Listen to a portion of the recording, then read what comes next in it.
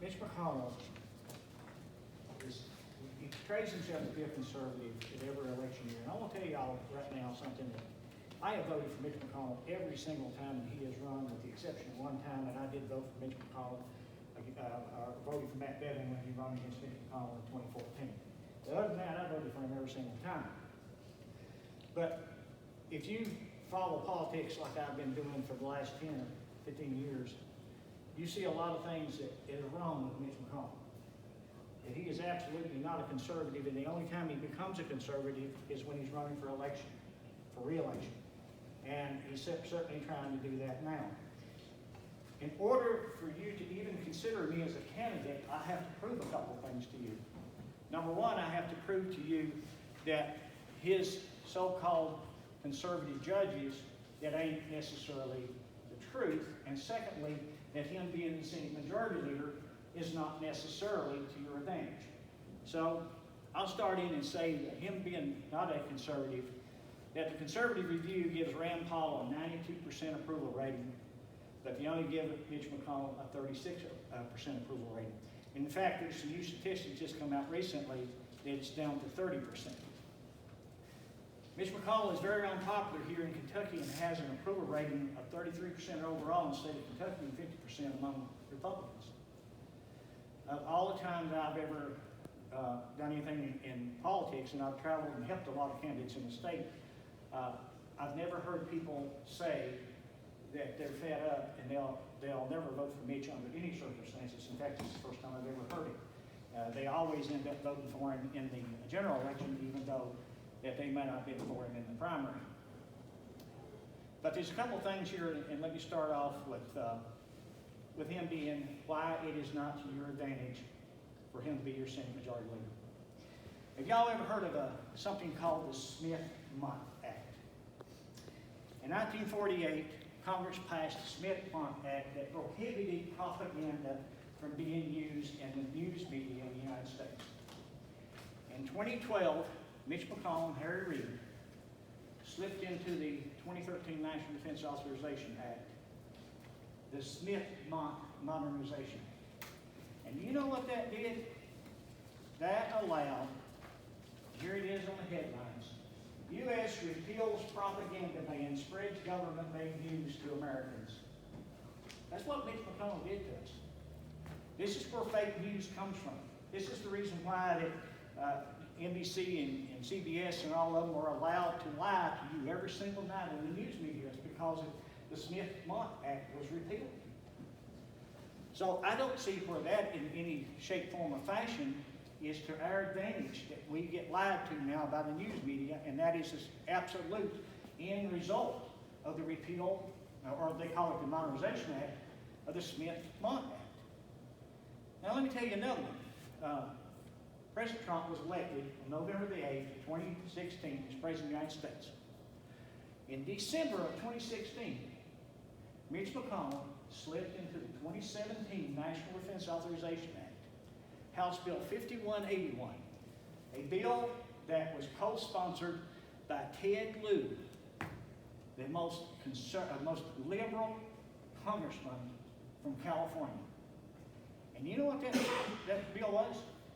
It's called Countering Foreign Disinformation and Propaganda Act. But you know what it really was? It created a $160 million slush fund to be used by the Broadcasting Board of Governors to censor conservative content in social media. Facebook, Twitter, YouTube. That's how they're censoring us. They're censoring us because of this change that was made in the to the Board of Governors that governs the news media. And here's the atrocious thing about that, is at that time, before the 2017 National Defense Authorization Act changed it, the Broadcasting Board of Directors was made up of 4 Republicans and 4 Democrats, and the Secretary of State was a 9th member. That got changed to where there was 1 director. 1 director who is still there, who was appointed by Barack Obama, who President Trump has had a nominee before the United States Senate for almost 3 years. And Mitch McConnell will not let him go through the United States Senate. And he won't do that because that he wants the news media to censor our conservative content in the social media platforms. So I don't see where that's to our advantage. In 2014, he slipped into the national spending bill a change in the political contributions for federal people who run for federal office. Up until that time, a person could donate $32,400 to a national party or a committee of a national party, for example, Republican Senatorial Re-election Committee. He changed that from $32,400 to $324,000.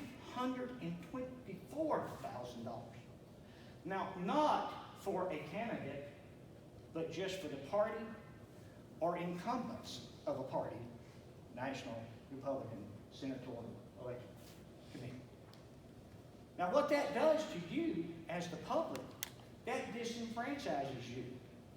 It allows rich people to donate all this money, which they call dark money, and they contribute all that money, and he uses it to defeat good conservative candidates like Chris McDaniels out of Mississippi, like Judge Moore in Alabama, like several other races that McConnell has had his hand in, including the write-in campaign for Lisa Murkowski, who is now making some overtures about being disgruntled about the impeachment process.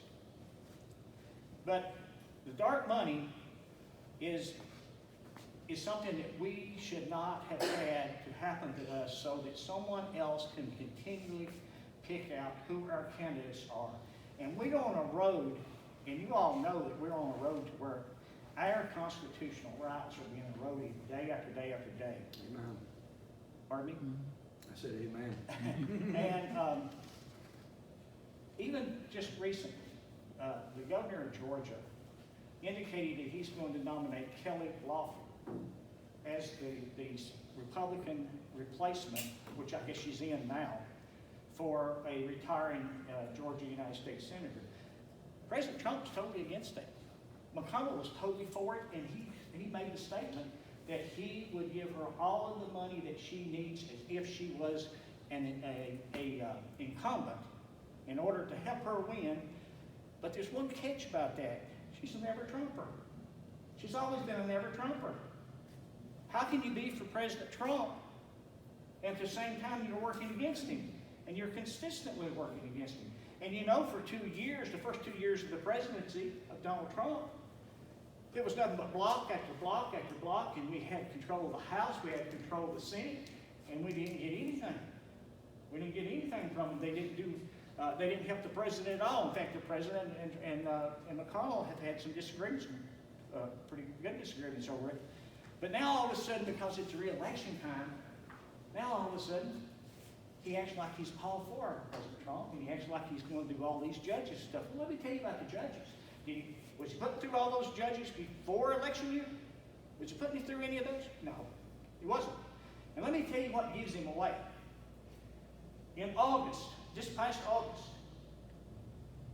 all Mitch McConnell would have had to done was recess the United States Senate, and President Trump could have done a recess appointment on every nomination he had.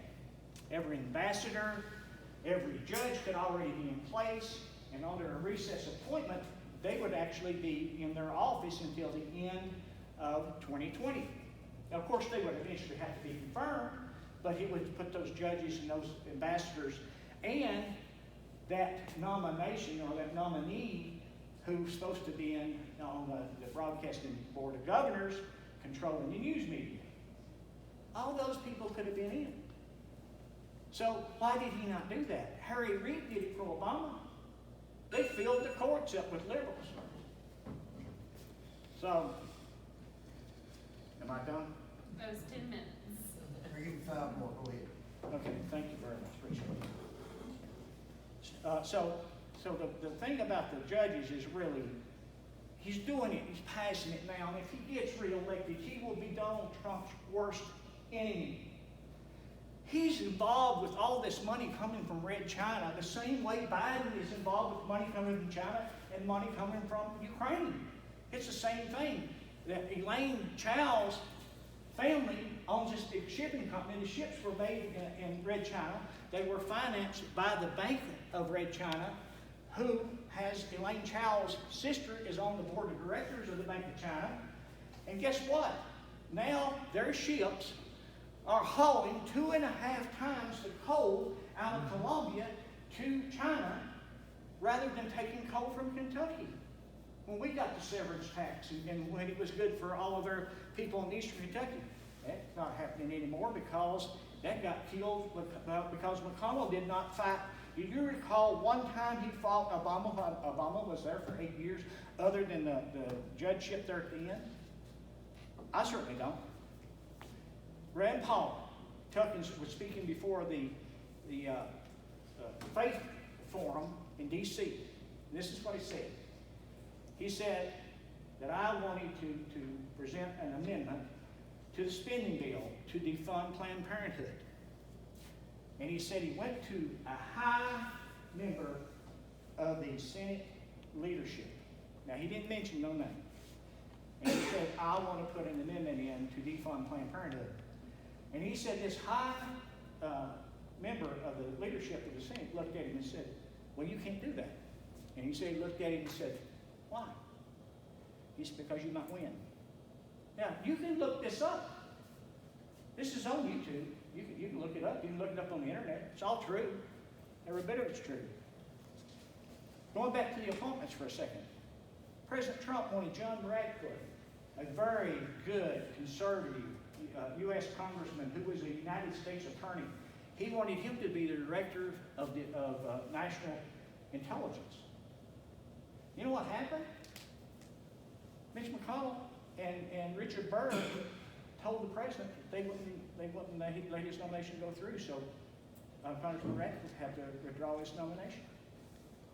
So every step of the way, Mitch McConnell has fought the president while he acts like that he's all for him. And I don't know if you all have seen this or not, but have you seen the book Secret Empires by Peter Schleicher? He dedicates a whole chapter, and if you haven't, I suggest you read that whole chapter about Elaine Chao and Mitch McConnell and all of the millions that they have made coming from Red China. So, if I could just briefly go real quick about what I stand for, I'll back up. I'm a constitutional conservative. I believe that our Constitution means exactly what it says. I believe that the right to bear arms shall not be infringed means exactly what it says shall not be infringed. If you go look at those voting records that I give every one of you, he has voted against the Second Amendment 6 times as recently as 2013. 6 times. He voted to put all this surveillance and FISA stuff in place that they've been using to try to undermine our democracy and trying to get rid of President Trump. Mitch McConnell has been involved in every bit of that. So I stand for faith, family, and country. Free to worship Jesus Christ without persecution. Free to protect the life of the unborn and express your belief that abortion is morally wrong. I believe you should be free to educate your children without government indoctrination. I think you should be free to protect your family from all threats without fear of being imprisoned for possessing a firearm. I believe you should be free to enjoy the fruits of your labor without being taxed to death, and you know we're taxed to death. 47% out of your check plus paying on everything else you do. You are taxed to death. You should be free to obtain affordable health care by leaving health care up to the free market so competition drives down prices so you can afford it again. Like at one time we could afford it, can't afford any of it anymore. Free to choose your representatives without being handpicked by party elites. It's up to you. You are the ones. I stand before you by giving you the opportunity to hear what I have to say. And there's a lot of places won't let me speak because they don't want to hear. They don't even want to hear it. I don't care what he's done. They don't want to hear it because they're controlled by the elites. To express your opinion without fear of reprisal or censorship. And did you ever believe that you would live in this country and you would see the reprisals that's going against people for just expressing what their views are? Free to be treated fairly and prosper in peace and safety. Free to have a news media that does not promote untruths through propaganda. Smith-Mundt Act. The House Bill 5181 in the 2017 National Defense Authorization Act. All of this is going on around us, people, as our constitutional rights and our constitutional liberties are being stripped from us. Now, just briefly, I will tell you real quick something about my background. Like I said, I was born in Wesley County, raised in a little town called Hyden, graduated from Eastern Kentucky University, went off and worked for 8 years in the United States Treasury Department. While I was in the United States Treasury Department, I was on the protection details of Walter Mondale when he was Vice President in 1980. I was on Teddy Kennedy's protection detail in 1980 when he ran for president, and a few other people. After doing that, I resigned in 1982 to come home because my father was very ill, died 6 weeks after I got back to Kentucky. Went in business for myself, made it a very successful business, and I was selected in 2017 as National Retailer of the Year by the National Beverage Association. And in 2017, in spite of all this bull crap that they put in the paper about me, about self-serving liquor bills and didn't pay property tax on houseboats and did all that stuff, I was picked by the National Association of Alcohol Regulators. All the ABCs across the country selected me to come and speak to them and paid my way to Denver, Colorado. That's not self-serving, people. But I have been attacked time and time again because I am a constitutional conservative and because all those things were planted into the news media by, I'll just tell you it was Jeff Hoover, because he didn't know there. But I've done everything I morally or could legitimately do, and I am running for this office because I believe if someone does not stop the path we on, that we're going to lose our constitutional liberties. And you need somebody like me. I'm 69 years old. I don't need a job. That's the last thing in the world I need is a job. So I can go up there, I'll put a cog in the wheel, and I will make them do what is constitutionally proper for us in this country. Thank you very much.